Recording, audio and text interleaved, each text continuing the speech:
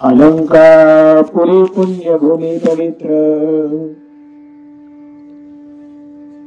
जिथे नांदतो ज्ञान राजा सुपात्र, तया आठविता महापुण्य राशी। नमस्कार माझा सद्गुरु ज्ञानेश्वरांसी। नमो सद्गुरु तुकया ज्ञानदीपा। नमो सद्गुरु सच्चिदानंद रूपा। नमो सद्गुरु भक्त कल्याण मूर्ती। नमो सद्गुरु भास्करा पूर्ण कीर्ती। जयांचे केल्या स्मरण, होय सकळ विद्यांचे अधिकरण। तेची वंदू श्री चरण, ते श्री गुरूंचे नमस्कार आता। श्रद्धावाल्लभते ज्ञानम, तत्पराः संयतेन्द्रियाः। ज्ञानं लब्ध्वा परं शान्ति, मचिरेणाधिगच्छति। माऊली महावैष्णव श्रीमंत श्री ज्ञानेश्वर भगवान आणि भगवान गोपाल श्री कृष्णजींनी धर्मक्षेत्र कुरुक्षेत्रावर अर्जुनाला सांगितलेली श्रीमद भगवद्गीता आणि त्या गीतेवर ज्ञानोबरायांनी ज्ञानेश्वरीच्या रूपाने सुंदर अशी केलेली टीका। त्या ज्ञानेश्वरीतील किंबहुना श्रीमद भगवद्गीतेतील चौथा अध्याय आणि चौथ्या अध्यायामधील 39 नंबरचा श्लोक आजच्या दुःखद प्रसंगी प्रवचन रूपी सेवेकरता निवडला। श्लोक अत्यंत महत्वाचा आहे मानवी जीवनामध्ये। श्रद्धा आणि श्रद्धेच्या पोटी जन्माला येणारं ज्ञान आणि त्या ज्ञानाच्या योगाने प्राप्त होणारी शांती, या महत्वाच्या तत्वांचा उहापोह करणारा आहे। श्रद्धा वाल्लभते ज्ञानम, तत्पराः संयतेन्द्रियाः। ज्ञानम लब्ध्वा परम शांती। मानवी जीवनामध्ये तुम्हाला जर कशाची अपेक्षा असेल तर ती शांती, समाधानाची। प्रत्येकाची धावपळ, प्रत्येकाची धडपड केवळ आणि केवळ त्याच्याचसाठी, कमवायचंही त्याच्याचसाठी, पळापळ करायची ती सुद्धा त्याच्याचसाठी, धडपड आहे ती त्याच्यासाठी। कशासाठी? सुखासाठी, शांतीसाठी, समाधानासाठी। जन्माला आल्यापासून प्रत्येक माणसाची पळापळ आहे, मरेपर्यंत आहे। विचारलं ना बाबा कशासाठी एवढी धावपळ? सहज उत्तर आहे, सुखा लागी करशी तळमळ। सुखासाठी तळमळ आहे, सुखासाठी धावपळ आहे, समाधानासाठी धावपळ आहे। मग धावपळ करून, धडपड करून मिळालंय का? शेवटपर्यंत हा प्रश्न आहे बरं का। जन्माला आल्यापासून मरेपर्यंत हा प्रश्न आहे। जर धावपळ आहे, धडपड आहे, पळापळ आहे, कशासाठी रे बाबा? म्हणाले सुखासाठी। मिळालंय का? नाही मिळालं। कुणालाही विचारा, म्हणाले मिळालं असतं तर पळालो कशाला असतो, है ना? जर सुख मिळालं असतं, समाधान मिळालं असतं, शांतीची प्राप्ती झाली असती तर पळायची गरजच काय होती? मिळालं नाही म्हणून तर पळापळ आहे, मिळालं नाही म्हणून तर धडपड आहे, है ना? सकाळी उठल्यापासून अगदी जे सुरुवात होते, झोपेपर्यंत, झोपलं तरी व्यवस्थित शांत झोपत नाहीत, झोपेतही माणसं बरळतात, अवघड आहे. म्हणजे झोप सुद्धा सुखाची नाहीये. मग हे सुख, हे समाधान आम्ही गमावलंय. आमचं सुख आणि समाधान हरवलंय आणि आयुष्यभर ते गवसण्याचा आमचा प्रयत्न आहे. पण खरा प्रश्न सांगू का, विचारू का तुम्हाला, खरंच आम्ही सुख गमावलंय का हो? खरंच आम्ही समाधान गमावलंय का? गमावलं नाही. तुझं आहे, तुझं पाशी. कुठं गेलेलं नाहीये सुख, समाधान कुठं गेलेलं नाहीये, परंतु कुठंतरी ते लोप पावत आहे. कदाचित ते सुख आणि समाधान कसं प्राप्त होईल याबाबतचं सूत्र, याबाबतची पद्धती आम्हाला कदाचित ज्ञात नाही, किंवा ज्ञात असली तरी आम्ही तिकडे जात नाही, है ना. सुख कुठं आहे, समाधान कुठं आहे, कशी शांती प्राप्त होईल, ही सूत्र कदाचित आम्हाला माहीतही असतील, परंतु त्या सूत्रांचा अवलंब करण्याचा आम्ही प्रयत्न करत नाही. त्या रस्त्याला जाण्याचा आमचा प्रयत्न नाही. नको त्या रस्त्यावर आम्ही धावतोय. बरोबर आहे ना. मला सांगा, आडमार्गाने धावल्यानंतर, काट्याकुट्याच्या रस्त्यांनी धावल्यानंतर सुखाची समाधानाची कशी प्राप्ती आहे? काट्याकुट्यांच्या रस्त्यावर काटेच भरणार, वेदनाच होणार है ना. धडपडीच्या अडगळीच्या रस्त्यावर ठेचा लागणारच. ही काही सांगण्याची गोष्ट नाही आहे, हे सहज विचार आहे.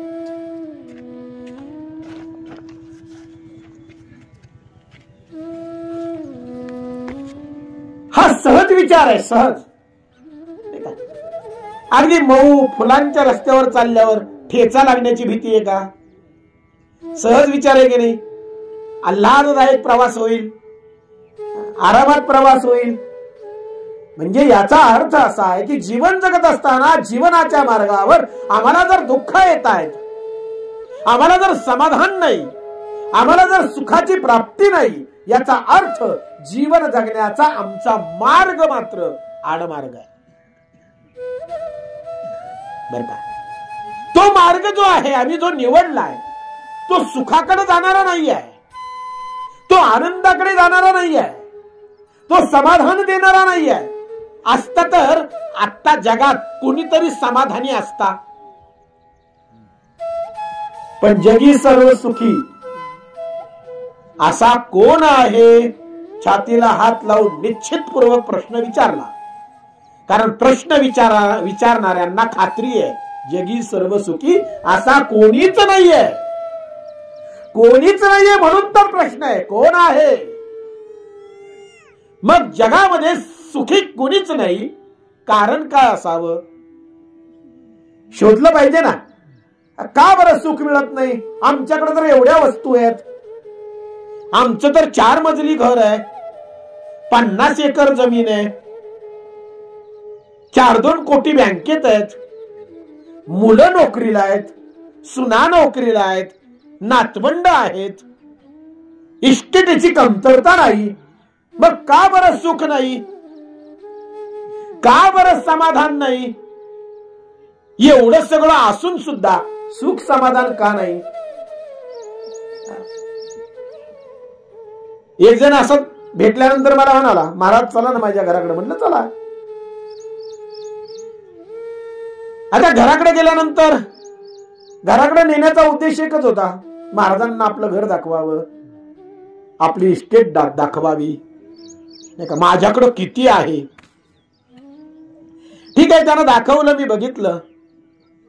सहज गप्पा मारता मारता, चर्चा करता करता तो सहज बोलून गेला. म्हटलं महाराज खरं सांगू का, हे एवढं मोठं घर आहे, काही कमतरता नाही हो. बघा तुम्ही तुमच्या डोळ्याने बघितलं आता आहे काही कमी.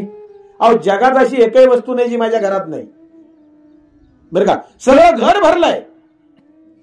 बरं मुलं क्लास 1 ऑफिसर आहेत, सुनबाई नोकरीला आहे, नातवंड आहेत, काही कमतरता नाही म्हणाले महाराज. पण खरंच सांगू का तुम्हाला माझा अनुभव, तो व्यक्ती मला सांगत होता, माझा अनुभव खरं सांगू का, एवढं सगळं आहे महाराज, सुख नाही हो, समाधान नाही हो. म्हटलं मग असून उपयोग काय हो.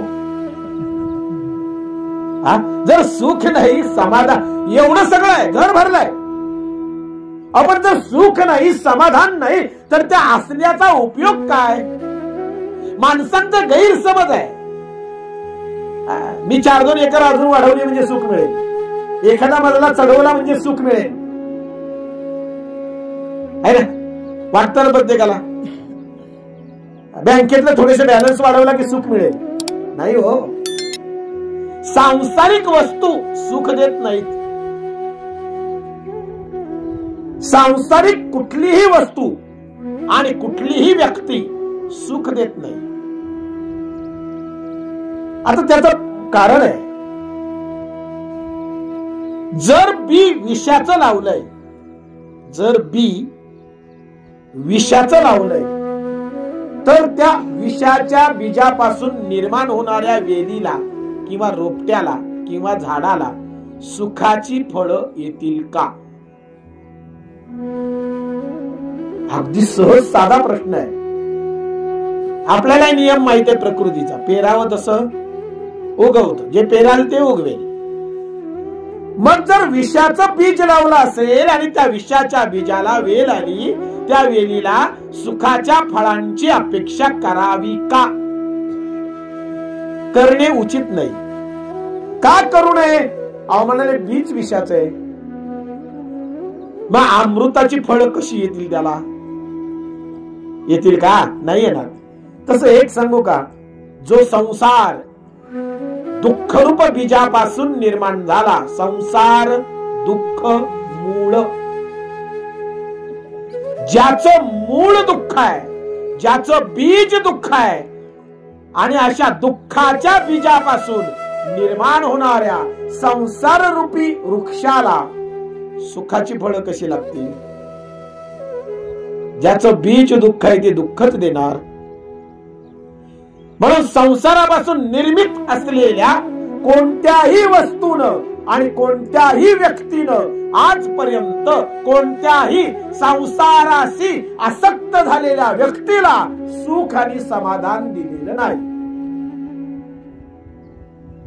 सिद्धांत करतायत ना, सोपं प्रवचन. आणि आपल्याला नेहमीची प्रवचन नाही करायची. नेहमीची म्हणजे कळतंय ना, तोच बाप तीच आई, तेच रडणं, तेच डोळ्यात पाणी. म्हणजे कोणाच्या, महाराजांच्या. पण वास्तवता काय माहित नाही. एक सांगू का माय बापू, मी म्हटलं तुम्हाला आई वडील सांभाळा, शेवटी सांभाळायचं की नाही कुणाच्या हातात आहे. खरं मी सांगितलं म्हणून तो सांभाळेल का. शेवटी तोच ठरवणार आहे ना मला सांभाळायचं की नाही सांभाळायचं. मग आता मी सांगूनही जर काही फरक पडत नसेल तर कशाला सांगायचं. शेवटी सांगूनही जर तो करायचं ते करतोयच. आणि मला वाटतं या सांगण्याच्या गोष्टी नाही हो. आई वडील सांभाळा ही सांगण्याची गोष्ट आहे. आई वडिलांना आधार द्या ही सांगण्याची गोष्ट आहे. ज्याचं त्याला कळतं ना हो, माझी आई आहे, माझा बाप आहे, मी सांभाळलं पाहिजे, हे त्याला कळतं. कशाला या गोष्टी नाही सांगायच्या. आपल्याला वेगळं प्रवचन करायचं, थोडस वेगळं प्रवचन. मग कोणतीही सांसारिक वस्तू सुख देत नाही. त्याचं कारण आहे संसार दुःखमूळ. आणि त्याच दुःखमूळ संसाराशी आम्ही आसक्त आहोत. केवळ संलग्न नाही, आसक्त. शब्द लक्षात येत आहेत. आम्ही पूर्णतः त्यात गुंतलेलोच आहोत. आणि गुंतलेलो आहोत याचं आम्हाला भानही नाही, उलट आम्ही गुंततच चाललोय. आम्ही गुंतलो आणि त्यातून आम्हाला सुटायचंय, तो गुंता आम्हाला सोडवायचा आहे किंवा त्या गुंत्यातून आम्हाला बाहेर पडायचंय याचीच आम्हाला जाणीव नाही. उलट आम्हाला त्यातच आनंद आणि सुख वाटतंय किंवा ते आम्ही शोधण्याचा प्रयत्न करतोय. स्वतःभोवतीच कोश गुंडाळणाऱ्या पतंगाला जाणीवच नसते की हा जो कोश मी माझ्या भोवती गुंडाळतोय ना, हा कोश माझा अंत आहे. खरंय की नाही? तो स्वतःभोवती गुंडाळून घेतो, गुंडाळतो गुंडाळतो गुंडाळतो गुंडाळतो, पण त्याला कुठं माहितीये बिचाराला की तो कोश एवढा कठीण होणार आहे की शेवटी त्यातून त्याला बाहेर पडता येणार नाही आणि त्या कोशातच त्याचा अंत होणार आहे. तसा आम्ही स्वतःभोवती कोश गुंडाळून घेतोय. तो गुंता मी वाढवतच चाललोय, पण आम्ही या गुंत्यातून सुटलं पाहिजे याचा विचारच आम्ही कोणी करत नाही. करतोय आम्हाला सुटायचंय हे तरी आम्हाला माहितीये का? गुंता वाढत चालला नाही बापू, आणि मग दुःख बरी होतो, पश्चाताप होतो, हातात काही शिल्लक राहत नाही, हात रिकामीच राहतात. एवढं सगळं मिळवूनही काहीच नेता येत नाही सोबत, आणि मग पश्चाताप होतो आणि मग जाणीवही होते की बाबा रे 70 वर्ष 80 वर्ष जे काही परमेश्वरानं आम्हाला आयुष्य दिलं ते असंच उगा फुका गेलं. पण हे केव्हा उमगतं, केव्हा जाणीव होते? कळो येईल अंतकाळी, प्राण प्रयाणाच्या वेळी, राहती निराळी रांडा पोरी सकळ. पण केव्हा कळो येईल? कळो येईल अंतकाळी, तोपर्यंत कळतच नाही.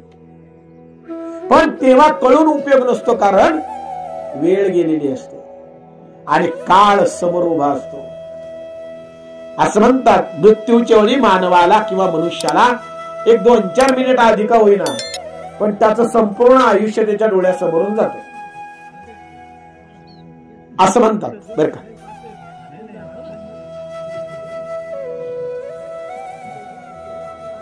रस्ता काट्याचा आहे आणि आपण जपून चाललं पाहिजे हे माणसांना समजतं, पण संसार दुःखाचा आहे, आपण सुटलं पाहिजे हे कळत नाही. सिद्धांत लागू पडला की नाही? रस्ता काट्याचा आहे, जपून चाललं पाहिजे, काटा भरेल, वेदना होतील हे आम्हाला कळतं. अहो पण संसार दुःखामुळे आहे आणि त्याच्याशी कितीही आसक्त झालं तर तो दुःखच देणार आहे हे आम्हाला समजत नाही आणि अजूनच गुंतत जातो. आमचा गुंता आम्ही वाढवलायच. मग काय करावं? तर आमचा प्रयत्न असावा गुंता सोडवण्याचा, यातून बाहेर पडण्याचा. कारण परमेश्वरानं आम्हाला जे आयुष्य दिलं ना माय बापू, जो नरदेह दिला ना, जो मनुष्य जन्म दिला ना, तो काय संसारात घासण्यासाठी नाही दिला. आणि एक सांगू का, this is the last and only one chance. हा एकच चान्स आहे, संधी एकच. याच्यानंतर कदाचित म्हणण्यापेक्षा नाहीच म्हणावं तरी चालेल. माणूस म्हणून जन्माला येऊच याची काय शाश्वती हो? नाही ना. अहो गमावलं हो आम्ही आयुष्य. कशासाठी गमावतोय? म्हणाले नाही घर बांधायचंय, जमीन घ्यायचीये. बरं एक सांगा, जिथं जिथं तुम्ही आम्ही मालकी प्रस्थापित केली, आम्ही मालक होऊन बसलोय ना, या 10 एकराचा मालक, या 4 मजली घराचा मालक, मालकी प्रस्थापित केली ना आम्ही मालक झालो ना. मला खरं सांगा, ज्या ज्या ठिकाणी आपले उतारे आहेत त्या उतार्यांवर आपलं नाव आणि मालकी आहे, खरं सांगा ते उतारे कायमस्वरूपी आपल्या नावाचे असतील का? कुठपर्यंत मालकी आहे आपली? अहो, जोवर जिवंत आहे तोवर. मेल्यानंतर आपोआप धावपळ सुरू होते. नंतर खातेफोड करा, उतारे बदला, नाव बदला, होत ना सुरू. बदलला ना मालक, पडलं ना आपल्या नावाला आळ आळ आळ आळ करत. एक लक्षात घ्यायचं, आळ पडणार आहे, मालकी जाणार आहे. आम्ही कितीही छातीला हात लावून सांगत असलो ना तरी आमच्या मालकीचं काहीच नाहीये. शरीर आपल्या मालकीचं नाही तर बाकीचं काही घेऊन बसलात. ज्या शरीराच्या आश्रयाला तुम्ही आम्ही आहोत ना, परमेश्वरानं ते शरीर देवे दिला देह. आम्हाला नाही कळलं ते, आम्हाला नाही उमगलं ते. आम्ही फक्त आणि फक्त संसाराच्या प्राप्तीसाठी त्या शरीराला संपवत राहिलो, उगाळत राहिलो, खर्ची घालत राहिलो. काय आयुष्य दिलं परमेश्वरानं, ते आयुष्य आम्ही कधी देवाचं नाव घेण्यात घालवलं नाही, कधी सत्कर्म करण्यात आमचं आयुष्य गेलं नाही. सगळ्यांबद्दल मी बोलत नाही, पण बऱ्याचदा आमच्याकडून सत्कर्म होताना दिसत नाहीत. कधी आमच्याकडून सद्बुद्धी सद्विचार घडला नाही. केवळ आणि केवळ आणि केवळ संसारासाठी आम्ही आमचं शरीर घासत राहिलो, आयुष्य गमावत राहिलो. प्राप्तव्य काहीच नाही, मिळालं काहीच नाही, आपल्या हातात काहीच आलं नाही. उगा गेलं, फुका गेलं. बघा ना, प्रत्येकाचा तोच अनुभव आहे, तुमचा माझा सर्वांचा. आणि एक सांगू का, कितीही प्रेम करा, कितीही प्रेम करा, मान तोडून ठेवा संसाराच्या पायावर, तो कधीच तुम्हाला साथ देणार नाही. तुम्हाला कदाचित वाटेल लईच, पण हे सत्य आहे, खरं की नाही? तुम्ही मान कापून ठेवा हो संसाराच्या पायावर, तो कधीच साथ देत नाही. कधीच नाही साथ दे. कुणाची दिलीच नाही तर आपली कशाला देईल? म्हणून संसाराला बेईमान म्हटलंय, बेईमान. कितीही करा त्याच्यासाठी, शेवटी तो लाथाडतो म्हणजे लाथाडतोच. कितीही करा, बायकोसाठी करा, मुलांसाठी करा, घरासाठी करा, गावासाठी करा, काहीही करा, कितीही करा, शेवटी हे लक्षात घ्या माय बापू, हे वास्तव आम्ही जाणून का जीवन जगत नाही हे मला कळत नाही. आश्चर्य आहे. आम्हाला लाथाडतोय तो, आमच्याशी बेईमानी करतोय तो, तरी आम्ही इमान राखण्याचा प्रयत्न करतो संसाराशी. बरं, अनुभव, ह्या अनुभवाच्या गोष्टी आहेत, सांगायची गरज नाही. तुम्हाला आम्हाला अनुभव नाही का? मरताना कोण कुणासाठी मरत, काय वास्तविकता काय? ज्या बायकोवर प्रेम केलं ती तरी मरेल, ज्या मुलांना जन्म दिला ते तरी मरतील. नाही हो, तो एकटाच वेदना अनुभवतो मृत्यूच्या, एकटाच. तो एकटाच तडफडत असतो, तो एकटाच त्या स्मशानामध्ये चितेवर पडलेला असतो, एकटाच जळत असतो आणि एकटाच राखून पडतो. कुणी सोबत नसतं, कुणी साथीला नसतं. काळे लावतात माणसाने, निघून येतात आपापल्या घरी. एकट्याला जळावं लागतं, एकट्याला. त्या स्मशानामध्ये तो एकटा त्या अंधारामध्ये त्या चितेवर पडतो आणि अग्नीच्या स्वाधीन होतो. कोण असतं सोबतीला? लेक, लेकी, बायको, आई, बाप, मुलं, कोण सोबतीला आहे? आपल्या जीवनाचं सत्य आहे ते. आम्ही एकटा आलो आणि एकट्यालाच जायचंय.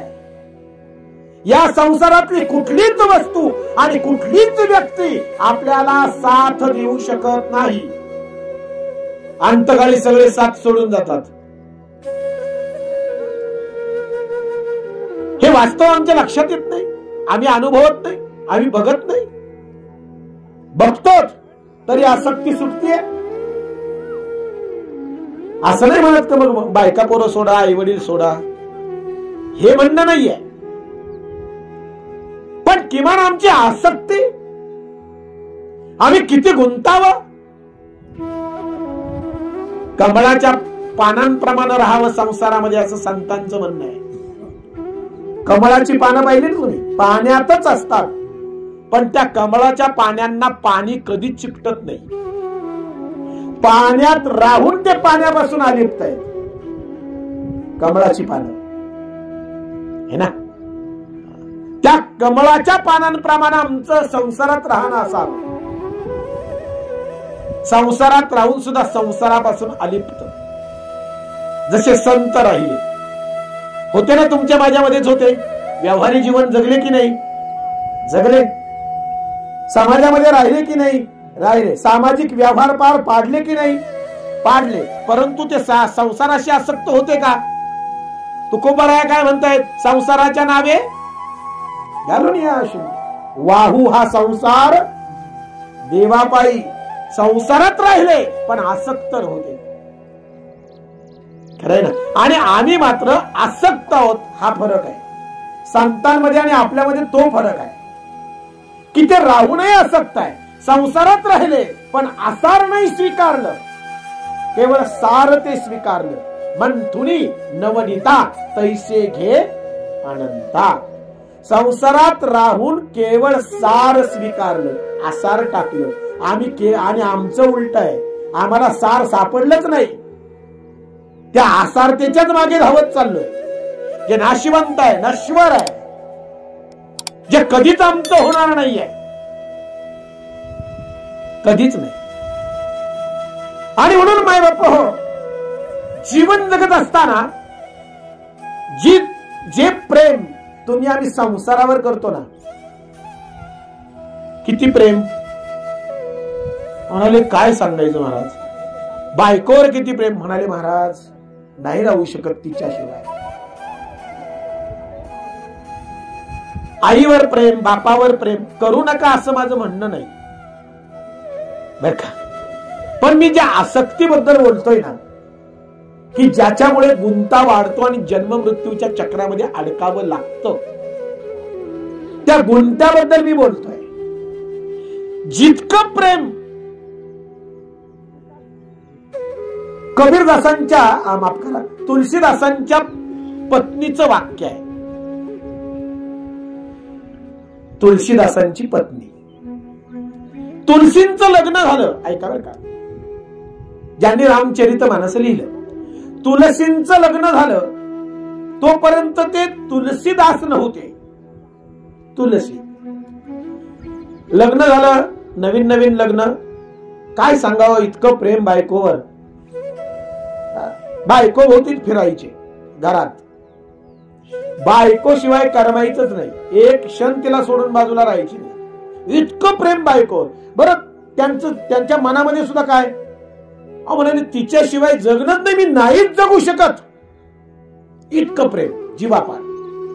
पण शेवटी संसार आहे, भांडायला भांड लागतं. काहीतरी वाद झाला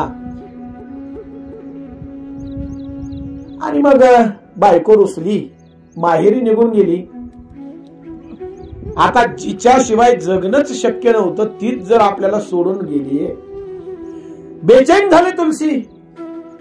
काय करावं म्हणाले, आता कसं जगू मी तिच्याशिवाय. बेचैन झाले, कासावीस झाले. म्हणाले नाही नाही, काहीतरी उपाय केला पाहिजे आणि घेऊन आलं पाहिजे तिला. मग त्यांनी ठरवलं सासूरवाडीला जायचं, समजवायचं आणि घेऊन यायचं. पण मग आपण जर सासूरवाडीला गेलो तर पुन्हा सासरी आपल्याला म्हणतील, आधी भांडलाच बायकोशी आणि आता आलात न्यायला पुन्हा. उगाच वादविवाद भांडणं होण्यापेक्षा म्हणाले थोडस संध्याकाळ झाली की मग जाऊ, गुपचूप जाऊ, तिला समजावून सांगू आणि घेऊन येऊ. म्हणून थोडस संध्याकाळच्या वेळेला तुलसीजी आपल्या सासूरवाडीला बायकोला आणण्यासाठी गेले. बघा, मार्मिक दृष्टांत आहे. बायकोला आणण्यासाठी गेल्यानंतर संध्याकाळ झालेली अशी, थोडस सूर्य मावळलेला, आणि मग त्या घराच्या आजूबाजूला बघायला लागले. आता दार वाजून काय सासरी दार उघडतील याची खात्री नव्हती.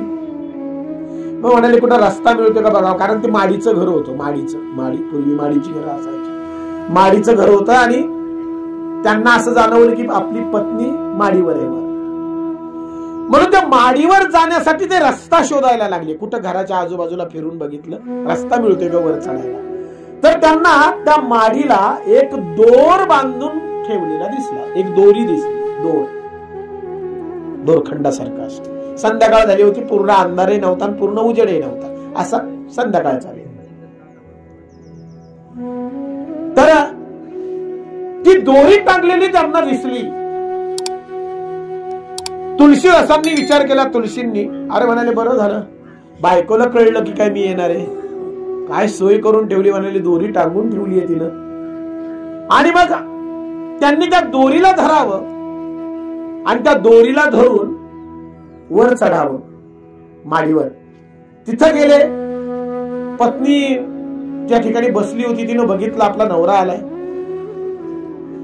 हा म्हणाले, तुम्ही आलात, कसे आलात, का? अगं म्हणाले, तुझ्याशिवाय जगणं आहे का? तू नाही तर माझं जगणं होणार नाही. तुला घेऊन जायला आलोय. चुकलं असेल माझं काही, होतात भांडणं, नवरा बायको आहे, पण असा राग नकोस धरू ग, तुझ्याशिवाय नाही जगणं होणार, चल. ती म्हणाली, अहो पण आता रात्र होत आली आहे, आता रात्रीचं कुठं जाणार, सकाळ जाऊ. ते म्हणाले, एक काम कर, तू सकाळी, मी आताच जाणार. अहो म्हणा, मग जाणार कसे? काय नाही म्हणाले, तू दोर टांगून ठेवलाय, त्या दोराला धरून चढलो, आता त्या दोराला धरून उतरतो. ती म्हटली, मी कधी दोर टांगलाय?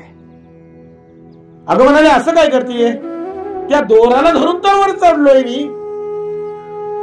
नाही म्हणे, मी दोर टांगलाच नाही, मी कशाला दोर, मला काय माहिती तुम्ही येणार. अगं असं काय करते? म्हणाले, त्या दोराला धरून चला चला म्हणे, मला दाखवा कुठे दोर. म्हणून ते दोघे नवरा बायको तो दोर पाहायला आले. तर तो दोर नव्हता, तो सर्प होता. बर का? म्हणजे विचार करा, सर्पाला धरून ते वर चढले. बायकोने विचार केला की यांचं माझ्यावर एवढं प्रेम आहे की त्यांना सर्प आणि दोरी याच्यातला फरक सुद्धा कळला नाही. एवढे माझ्या प्रेमात आंधळे झाले की प्रत्यक्ष मृत्यूला धरून वर चढले. ती सहज बोलली बर का, सहज. तिचं काय असा उद्देश नव्हता फार काही टोचून बोलण्याचा, नाही का, पण ती सहज बोलली. म्हणाली, अहो किती प्रेम करता माझ्यावर, एवढं प्रेम की तुम्हाला मृत्यूतला फरक कळला नाही, एवढं प्रेम करता माझ्यावर. अहो म्हणाले, एवढं प्रेम तुम्ही माझ्यावर करता, एवढं प्रेम जर तुम्ही देवावर केलं ना, तर देव तुमच्या दारात पाणी भरेल. जेवढं प्रेम माझ्यावर करताय ना, तेवढं प्रेम जर तुम्ही देवावर केलं ना, तर देव तुमच्या दारात पाणी भरेल, पाणी. या एका वाक्यानं तुलसींमध्ये परिवर्तन घडलं. माय बाप, परिवर्तन घडण्यासाठी फार मोठा कालावधी लागतो असं काही नाही. काही क्षणात, सेकंदात परिवर्तन होतं. सेकंदात बदल घडण्यासाठी फार मोठा कालावधी जावा लागतो असं काही नाही. परिवर्तनासाठी 1 सेकंद सुद्धा पुरेसा आहे. तुळशीदासांमध्ये परिवर्तन झालं त्या एका वाक्यानं. आणि ते बायकोला म्हणाले, तुला यायचं तर ये, आणि नाही आलीस तरी हरकत नाही, आजपासून मी रामाचा झालो, आजपासून मी देवाचा झालो. त्याच आपल्या बायकोच्या पायाला हात लावला, गुरु मानलं. तुझ्यामुळं मी बदललो, तुझ्यामुळं मी देवाचा झालो. त्या दिवशी तुळशींचा तुळशीदास झाला आणि त्याच तुळशींनी रामचरितमानस लिहिलं. नित्य प्रभू रामचंद्रजींचं दर्शन आहे आणि हनुमानजी ज्यांच्या दारात त्यांच्या रक्षणार्थ कलीपासून रक्षण करण्यासाठी. हा बदल एका वाक्यानं आहे. म्हणून जेवढं प्रेम आम्ही संसारावर करतो ना, मला वाटतं त्याच्या 5% प्रेम जरी देवावर केलं ना तरी आपलं भलं होईल. वाक्य कळतंय ना? जेवढं प्रेम, मी अख्खं प्रेम देवावरच करा असं नाही म्हणत. जेवढं प्रेम आपलं संसारावर, संसार म्हटल्यानंतर याच्यावर व्यक्ती आणि वस्तू जे आपण आपल्या अवतीभोवती जमवलेल्या आहेत, नामे संसार. जेवढं प्रेम आपण संसारावर आहे ना करतो ना, त्याच्या 5% जरी देवावर केलं ना तरी आपलं भलं होईल. पण आम्ही ते 5% सुद्धा देत नाही, ही शोकांतिका आहे. दिवसातून आम्ही एकदाही देवाचं नाव घेत नाही, ही शोकांतिका आहे. आणि ज्याच्या सत्तेनं आमचा जिवंतपणा आहे, ज्याच्या सत्तेमुळे आमचं अस्तित्व आहे, जो आहे म्हणून आम्हीही आहोत, त्यालाच माणसं विसरली, त्यालाच माणसं जुमानत नाहीत, त्यालाच माणसं मानत नाहीत. आणि आत्ताचा सध्याचा काळ देव कुठे हा प्रश्न आहे. आता देवालाच जर मानत नाही तर देवावर प्रेम करणं, श्रद्धा, भक्ती, नामस्मरण या सगळ्या गोष्टी बाजूला झाल्या. देवच मानत नाही तर बाकीच्या गोष्टींचा विचार कोण करतं? पण एक सांगू का माय बाबा, माना अथवा मानू नका, आपल्या मानण्यावर त्याचं अस्तित्व नाही. आपण नाही मानलं म्हणजे तो नाहीये का? एखाद दोन म्हणतात मी नाही देवाला मानत, नको मानू. तू नाही मानत म्हणजे तो नाहीये का? बरं, देव तरी कोणता? तुमचं काय मत आहे? मंदिरामधली मूर्ती म्हणजे तो देव आहे का? देव म्हणजे काय? देव म्हणजे काय? तीर्थक्षेत्रांना गेल्यावर तिथं जो मंदिरामध्ये आहे तो आहे का? आमचा भ्रम आहे बरं का देवाबद्दल. देव ही अशी काही दिसणारी वस्तू नाहीये. देव ही आकाराची वस्तू नाहीये. देव आकारातीत आहे, देव विकारातीत आहे. शब्द लक्षात येता? देव अव्यक्तो यमदाह्यो यमविकार्यो यमुच्यते. देवाचं वर्णन आहे. तो विकारांच्या पलीकडचा आहे, तो आकाराच्या पलीकडचा आहे, तो जन्ममृत्यूच्या पलीकडचा आहे. एवढंच काय, तो दृष्टीगोचर आहे, म्हणजे दृष्टीच्या पलीकडचा आहे. तो शब्दातीत आहे, तो शब्दांच्या पलीकडचा आहे. त्याला शब्दांमध्ये बांधता येत नाही, त्याला आकारात बांधता येत नाही, त्याला दृष्टीनं बघता येत नाही. बर का? असा देव जो चराचरात आहे, व्याप्त आहे,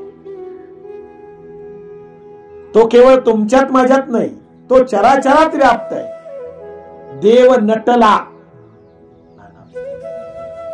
अनेक रूपांनी तो तुमच्या माझ्यामध्ये आहे. सांगू, फुलातला सुगंध तो आहे, पाण्यातली शीतलता तो आहे, अग्नीतली दाहकता तो आहे. अनेक रूप आहेत त्याची. मग मंदिरात आणून का ठेवला? त्याला आकारात का आणला? निराकाराच्या ठिकाणी मन स्थिर होणं अवघड आहे. मुद्दा कळतो? जिथं आकारच नाही तिथं मन स्थिर होत नाही. निराकारावर कसं स्थिर करणार? म्हणून ते कुठंतरी स्थिर व्हावं याच्यासाठी आकाराला आणला. अजून एक बाब आहे त्याच्या मागे, तो स्वतःही आकारात आला. आलासी आकारा आमुचे निचारा, तुका म्हणे भिडा भक्तांची. भक्तांच्या संतांच्या भिडेस्तव प्रेमास्तव निर्गुण निराकार परमात्मा सगुण साकार झाला. हे कारण आहे.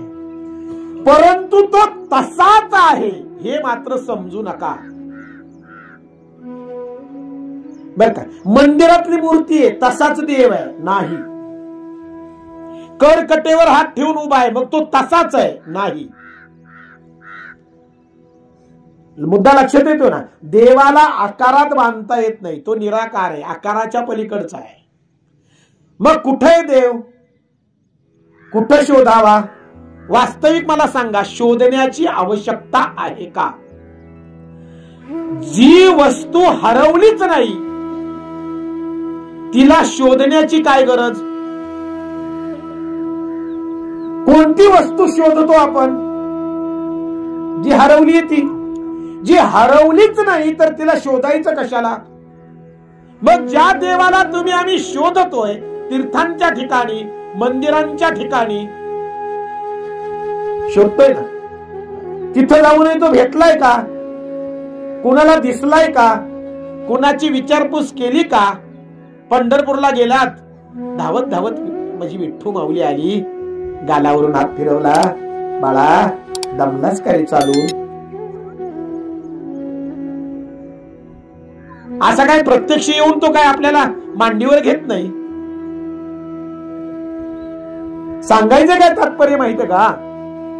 कुठेही देव शोधायची गरज आहे का? मंदिरात जायची गरज आहे का? तुम्ही म्हणाल मग बंद करू का आता इथून पुढं? मंदिरात माणसं लगेच टोकाच्या भूमिका घेतात. नाही ते महाराज म्हणले मंदिरात जायची गरज नाही. असं करू नका, थोडस समजून घ्या. मंदिरातच आहे हा अट्टहास करू नका. तो मंदिरात आहेच पण तो तिथंच आहे आणि बाकीच्या ठिकाणी नाही, हा अट्टहास करू नका. तो सर्व व्याप्त आहे. तो इथंही आहे, तिथंही आहे, तिथंही आहे. मातीच्या कणाकणामध्ये, कण कण में है भगवान, कणाकणामध्ये आहे. फक्त काय माहितीये का, आपली दृष्टी ते पाहण्याची तितकी सक्षमता आपल्या दृष्टीत नाही, जी संतांच्या दृष्टीत आहे. म्हणून संतांनी फार काळजीपूर्वक एक सिद्धांत मांडला. तुकोबाराय म्हणतायत, विष्णुमय जग वैष्णवांचा धर्म. वैष्णव कुणाला म्हणावं? ज्यानं चराचरामध्ये विष्णुमयता अनुभवली, चराचरामध्ये जगतामध्ये संपूर्ण विष्णूच व्याप्त आहे, असा ज्याचा अनुभव नामे तो वैष्णव. मग ज्याचा हा अनुभव आहे तो कसा वागतो? कोणाही जीवाचा न घडो मत्सर. त्याची गुणवैशिष्ट्य आहेत. सत्य स्वीकारतो, सत्य पाहतो, सत्य अनुभवतो, तिरस्कार नाही, कुणाबद्दलच नाही. ही विष्णुमय संतांची किंवा वैष्णवांची किंवा वारकऱ्याची भूमिका आहे. तिरस्कार बाजूला करून, द्वेष बाजूला करून, मतभेद बाजूला करून केवळ आणि केवळ समदृष्टीने समाजाकडे किंवा संसाराकडे बघतो तो वैष्णव. केवळ आणि केवळ समभाव, केवळ आणि केवळ समता, कुठेही तिरस्कार नाही, कुणाचा अव्हेर नाही, कुणाचा दुस्साहस नाही, कुणाचाच नाही. आणि म्हणून ही समभावता संतांच्या ठिकाणी प्रगट होते, कारण ती अनुभवातून प्रगट होते. सर्वच ठिकाणी ईश्वरत्व अनुभवण्याची दृष्टी संतांची आहे, ती आमची नाही. आणि ती व्यापकता आमच्यात यावी म्हणून सूक्ष्मतेकडून विशालतेकडे या सूत्राला आम्ही अवलंबतो. म्हणजे मंदिराच्या मूर्तीतून आम्ही ती व्यापकता अनुभवण्याचा प्रयत्न करतो. लक्षात येते ना? ती व्यापकता, ती परमेश्वराची व्यापकता त्या मूर्तीच्या माध्यमातून आम्ही अनुभवतोय, किंवा तो तसा आमचा प्रयत्न आहे. म्हणून तो तिथंच आहे, हा अट्टहास नसावा. तो सगळीकडे सर्व व्याप्त परमेश्वर. मग ही दृष्टी जेव्हा आमच्याकडे प्राप्त होते ना, तेव्हा आपोआपच सत्य आमच्या समोर प्रगट होतं आणि जे असत्य आहे, जे आसार आहे, ते दूर व्हायला सुरुवात होती. नामे मोहमायेचा जो पटल किंवा पडदा आमच्या दृष्टीवर, आमच्या अंतकरणावर जो आलाय, तो या ज्ञानानं लोप पावतो, फाटला जातो, बाजूला होतो आणि जो आहे तो समोर येतो. मुद्दा कळलाय? म्हणजे मला काय सांगायचं आहे, तो कुठेच गेला नाही किंवा परमेश्वर कुठं हरवला नाही, तो आहेच. फक्त दृष्टी गोचर झालाय, दृष्टीवर कुठेतरी एक पडदा आलाय. तो पडदा एकदा हटला ना की आहे तो आहेच, नाही का? सूर्य कुठेच गेलेला नाहीये, तो आहेच. फक्त आम्हाला दिसणं लोप पावलंय, कारण आड आले ढग. ते ढग बाजूला झाले की काही शोधायची गरज नाही, तो दिसणारच आहे. तो आहेच ना, तो दिसणारच आहे. ढगांमुळे दिसणं लोप पावलंय. तसं मोह आणि मायेच्या किंवा सांसारिक आसक्तीच्या पडद्यामुळे आम्हाला परमेश्वराचं अनुभवणं लोप झालं. म्हणजे परमेश्वर कुठं हरवला नाही, तो आहेच. फक्त हा पडदा एकदा बाजूला झाला ना की अनुभव येणं सहज सोपं. हा सिद्धांत. आणि मग रामायणामध्ये सुद्धा तो सिद्धांत तुम्हाला बघायला मिळतो. रामायणाच्या ज्या कथा आहेत ना, ते केवळ कथा नाहीयेत, त्याच्यामुळे मागे फार मोठी रहस्य आहे. एक साधी गोष्ट आहे बघा, की अयोध्येतून प्रभू रामचंद्रजी वनवासासाठी निघालेत. ते एकटे नाही आहेत, सीतामैया आहेत, लक्ष्मण भैया आहेत, ते तिघेही चाललेत. समोर प्रभू रामचंद्रजी आहेत चाललेले, त्यांच्या पाठीमागे सीतामैया आहेत आणि सगळ्यात मागे लक्ष्मण भैया आहेत. असे एका मागे एक चालले. आता बघा, लक्ष्मण भैयांना प्रभू रामचंद्रजींचं दर्शन नाही घडत किंवा नाही दिसत. रामचंद्रजी का दिसत नाही माहितीये का? मध्ये कोण आहे? सीताबाई आहे. आता रामप्रभू कुठे गेलेत का? नाही, ते आहेतच, ते चाललेत समोर. परंतु लक्ष्मण भैयांना रामप्रभू दिसत नाहीयेत. त्याचं कारण आहे मध्ये सीता आहे. आणि जर लक्ष्मणाला वाटतंय ना राम दिसावेत, तर एक सहज गोष्ट घडावी. कोणती? सीता बाजूला व्हावी. सीता थोडीशी बाजूला झाली की लक्ष्मणाला राम सहज दिसणार आहे. प्रयास करण्याची आवश्यकता, सहज दिसणार आहे. फक्त कोण बाजूला होणं गरजेचं आहे? सीतामैया. सीतामैयांच्या असण्यामुळे रामप्रभूंचं दिसणं नाही, परंतु राम कुठे गेलेला नाही, तो आहे. फक्त सीतामाई बाजूला झाल्या की लक्ष्मणाला तो सहज दिसणार आहे. तसं जीवरूपी लक्ष्मणाला आत्मारूपी राम दिसावा असं जर वाटत असेल, अनुभवायला यावा असं जर वाटत असेल, तर मायारूपी सीता बाजूला व्हावी. आणि ती सीता बाजूला करण्यासाठी संतांचं ज्ञान आहे, ग्रंथांचं ज्ञान आहे. हे जे काही आहे ना, संतांनी जे सांगितलंय ना, टेक्निक फार सोपं सांगितलंय. फक्त माया बाजूला व्हावी, तीच तर आमच्याकडून होत नाही आणि म्हणून लोप पावला. मग काय सूत्र सांगितलं? म्हणाले ती जर बाजूला झाली आणि एकदा की राम दिसला की राम सुखप्रद आहे, राम आनंद घन आहे, राम प्रेममय आहे. तो एकदा अनुभवायला आला की आनंद, सुख, प्रेम, समाधान या गोष्टी अनायासे त्याच्या बरोबर येतात. मागण्याची, मिळवण्याची गरज नाही, अनायासे येतात. सुखी पुरुषोत्तमो आथी जैसा. पुरुषोत्तम येतो ना, तो सुखाला घेऊनच येतो, आनंदाला घेऊनच येतो. कारण तो स्वतःच आनंदमय आहे, स्वतःच प्रेममय आहे. तो आला की या गोष्टी अनायासे येतात.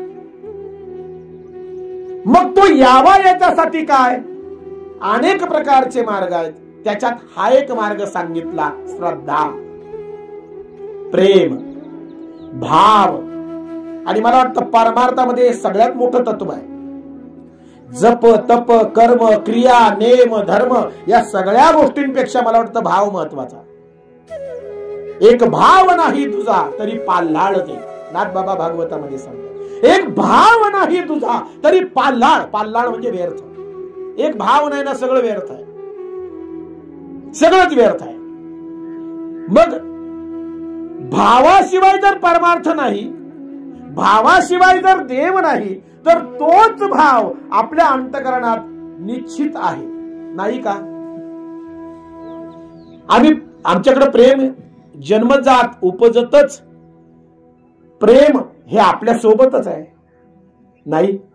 श्रद्धा आपल्या सोबतच आहे. कोण नास्तिक माणूस आहे सांगा? कोणीच नाही. सगळेच आस्तिक आहेत.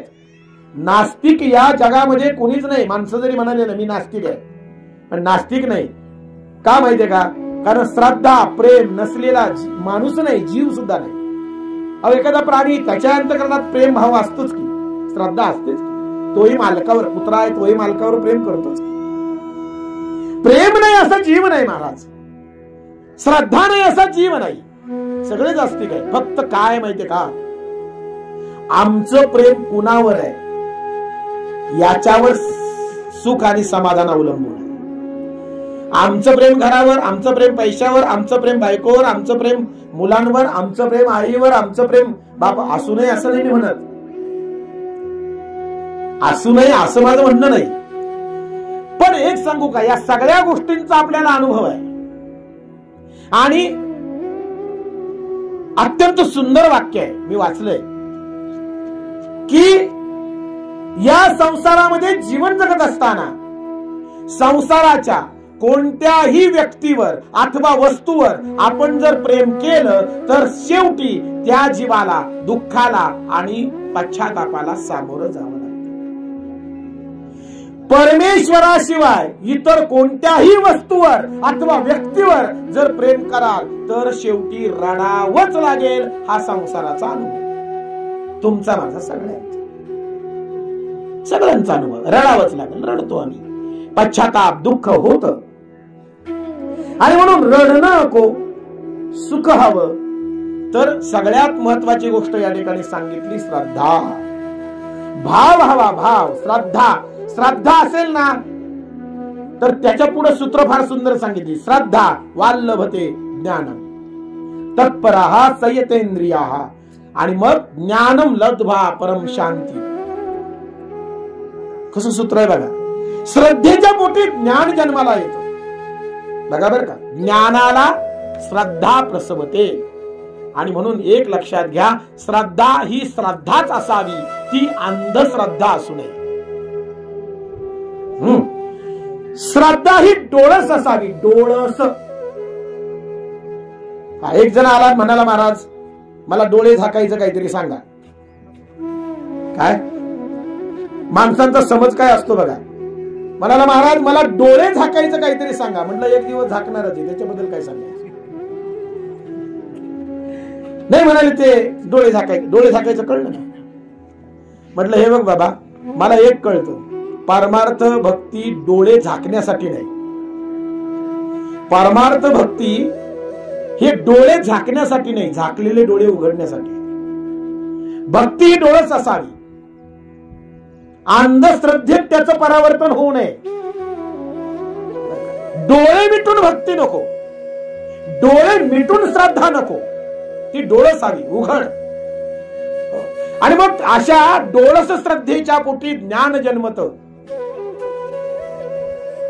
आणि ते ज्ञान एकदा प्रकट झालं की त्या ज्ञानाच्या योगाने ज्ञानम लब्ध्वा परम शांती.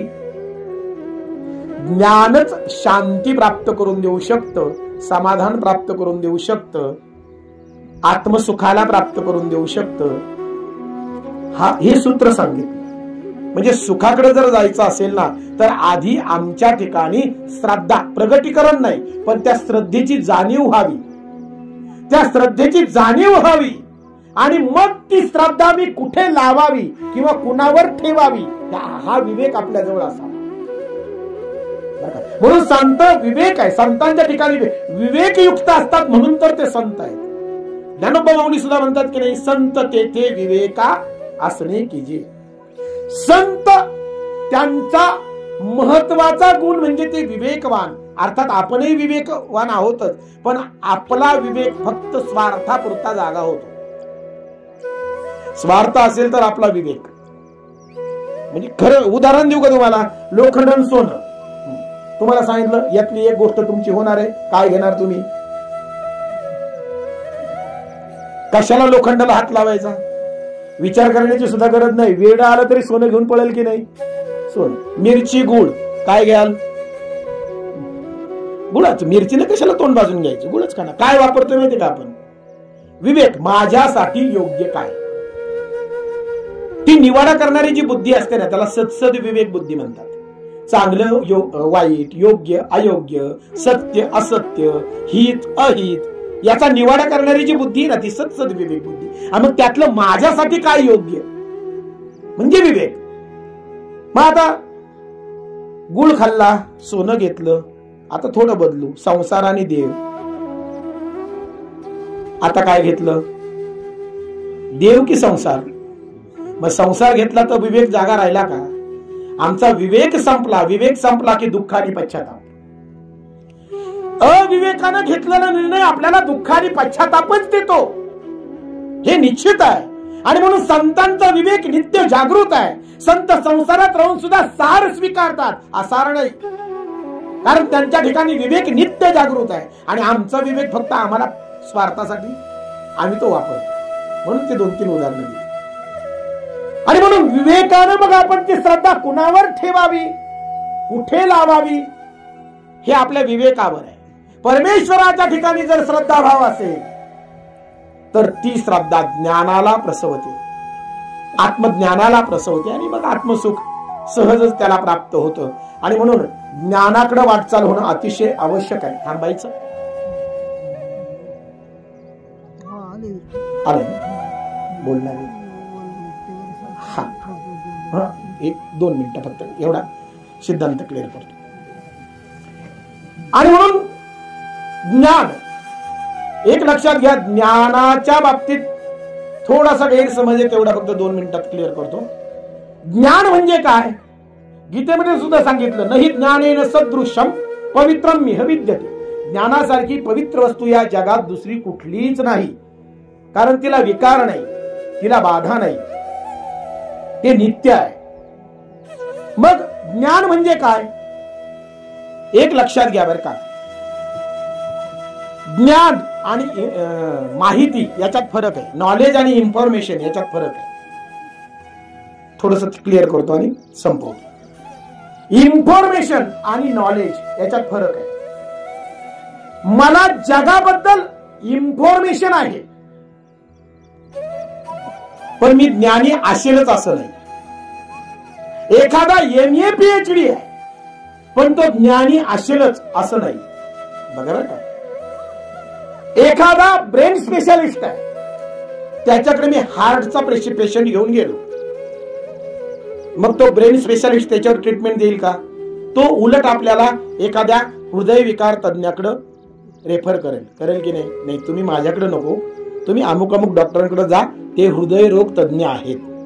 म्हणजे ते जरी ब्रेन स्पेशालिस्ट असले तरी देखील त्यांना हृदयासंबंधीची माहिती तितकीशी नाही, उपचाराची नाहीच म्हटलं तरी हरकत नाही. किंवा एखादा हृदय तज्ञ आहे, तो मेंदूवर शस्त्रक्रिया नाही करू शकत, तो हृदयावर शस्त्रक्रिया करेल, पण मेंदूवर करायला सांगितलं तर नाही करू शकत, कारण ते त्याच्या कार्यक्षेत्रात येत नाही, त्याच्या माहितीत ते येत नाही. त्याला मेंदूबद्दल सगळं माहिती आहे पण हृदयाबद्दल नाही. एखाद्याला हृदयाबद्दल सगळं माहित आहे, मेंदूबद्दल नाही.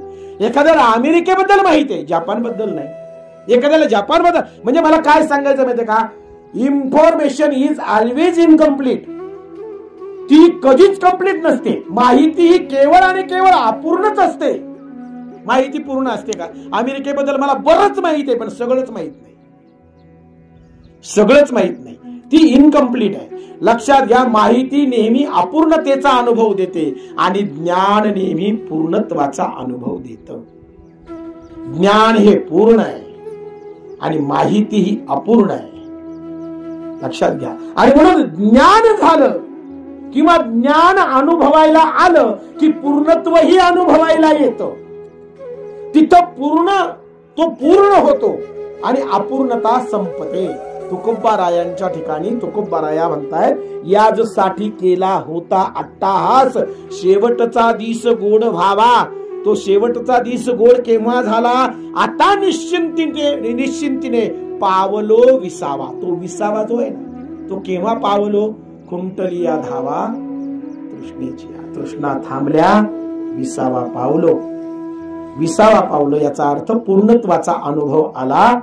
म्हणून एक लक्षात घ्या, संसाराच्या मागे आम्ही जेव्हा पडू ना, तेव्हा कधीच आम्हाला पूर्णत्वाचा अनुभव येत नाही, येणार नाही, कारण तो नेहमी अपूर्ण आहे.